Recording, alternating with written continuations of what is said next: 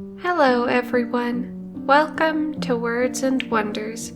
Today I will be reading chapter 169 of the Grimm's Fairytale series, The Hut in the Forest.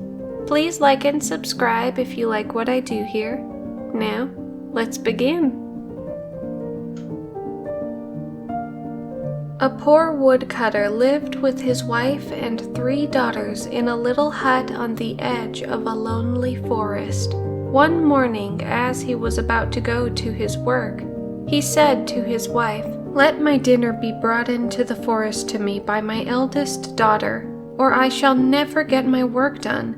And in order that she may not miss her way, he added, "I will take a bag of millet with me, and strew the seeds on the path." When therefore the sun was just above the center of the forest, the girl set out on her way with a bowl of soup, but the field sparrows and wood sparrows, larks and finches, blackbirds and siskins had picked up the millet long before, and the girl could not find the track. Then, trusting to chance, she went on and on until the sun sank and night began to fall. The trees rustled in the darkness, the owls hooted, and she began to be afraid. Then in the distance she perceived a light which glimmered between the trees. "There ought to be some people living there who can take me in for the night," thought she, and went up to the light. It was not long before she came to a house, the windows of which were all lighted up. She knocked, and a rough voice from inside cried, "Come in."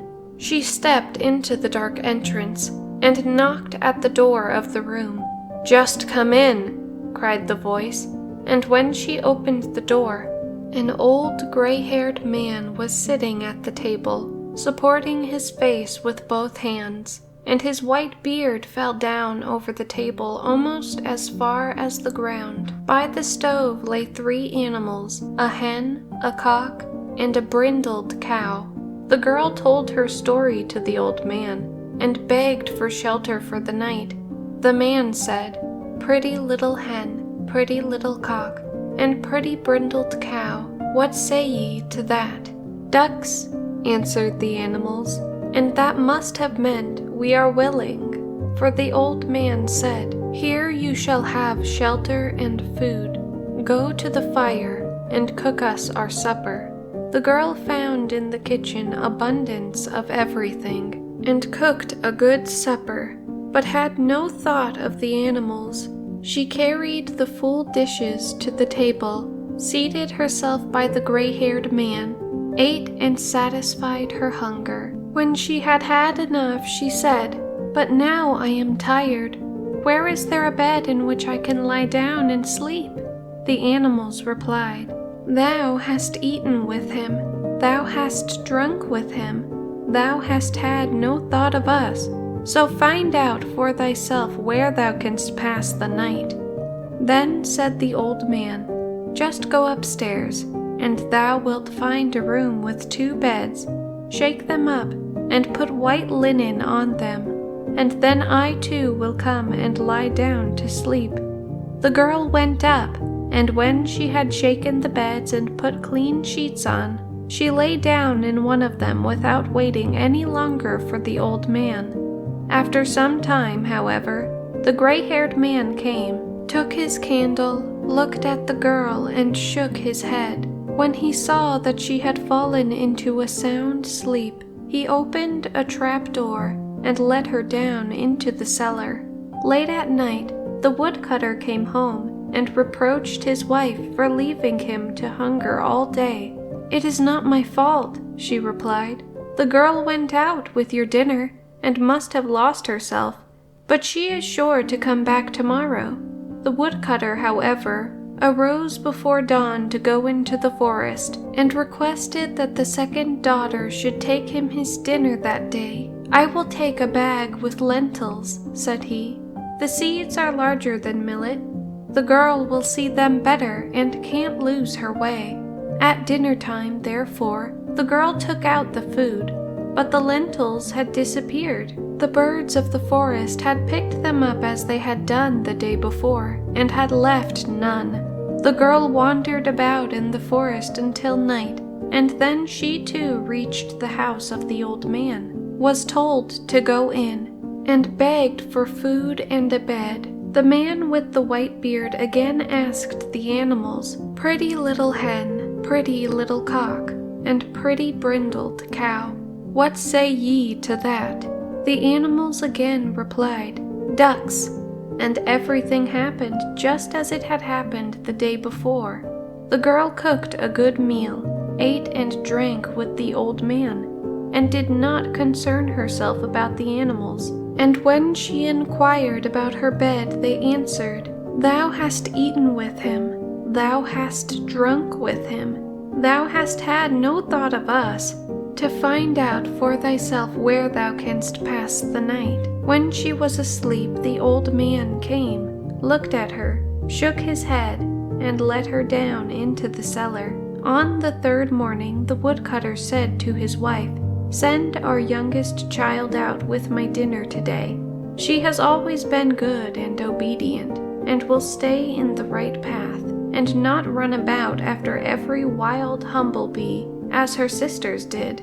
The mother did not want to do it, and said, "I am to lose my dearest child as well?" "Have no fear," he replied. "The girl will not go astray. She is too prudent and sensible. Besides, I will take some peas with me, and strew them about. They are still larger than lentils, and will show her the way." But when the girl went out with her basket on her arm, the wood pigeons had already got all the peas in their crops, and she did not know which way she was to turn. She was full of sorrow, and never ceased to think how hungry her father would be, and how her good mother would grieve if she did not go home.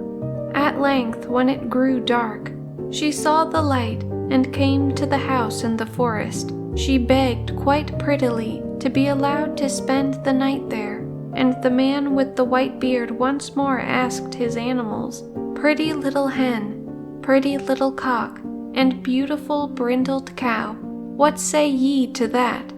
"Ducks," said they.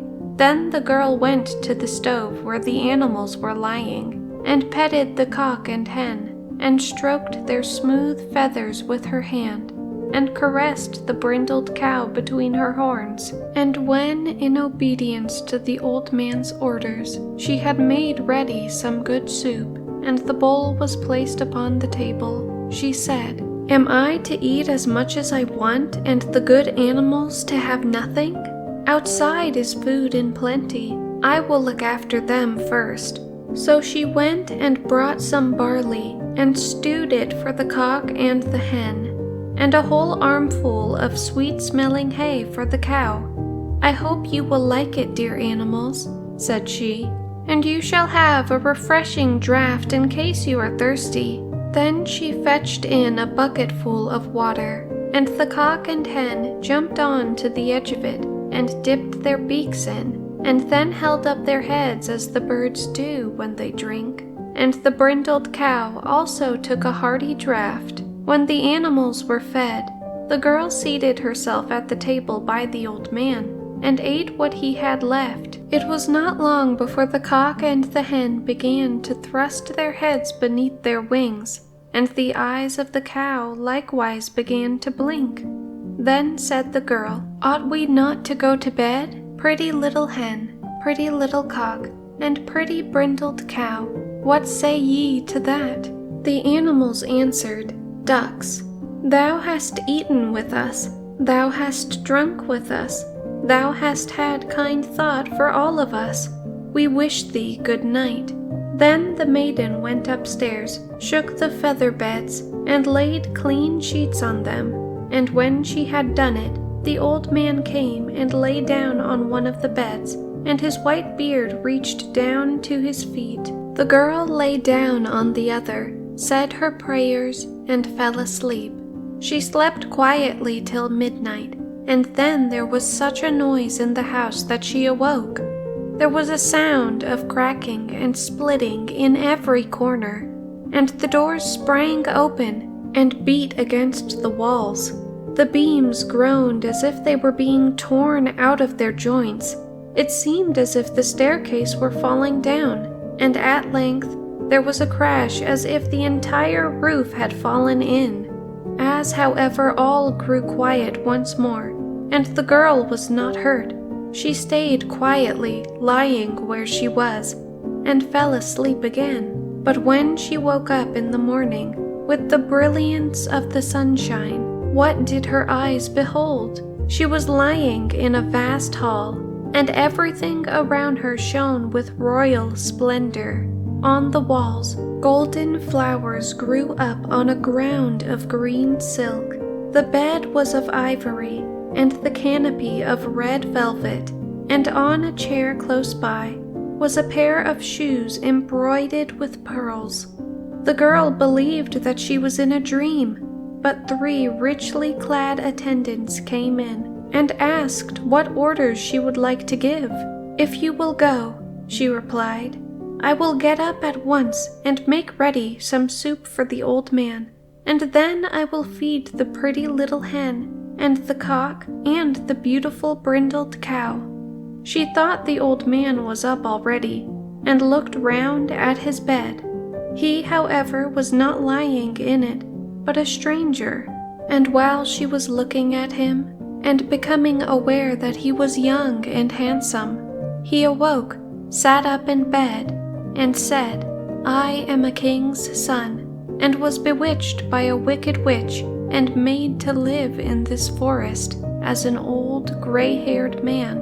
No one was allowed to be with me but my 3 attendants in the form of a cock, a hen, and a brindled cow. The spell was not to be broken until a girl came to us whose heart was so good that she showed herself full of love, not only towards mankind, but towards animals, and that thou hast done. And by thee at midnight we were set free, and the old hut in the forest was changed back again into my royal palace." And when they had arisen, the king's son ordered the 3 attendants to set out and fetch the father and mother of the girl to the marriage feast. "But where are my 2 sisters?" inquired the maiden. "I have locked them in the cellar, and tomorrow they shall be led into the forest, and shall live as servants to a charcoal burner until they have grown kinder, and do not leave poor animals to suffer hunger." Thank you guys for watching, and if you would like to hear more stories like this, feel free to like, subscribe, and comment down below. Bye bye.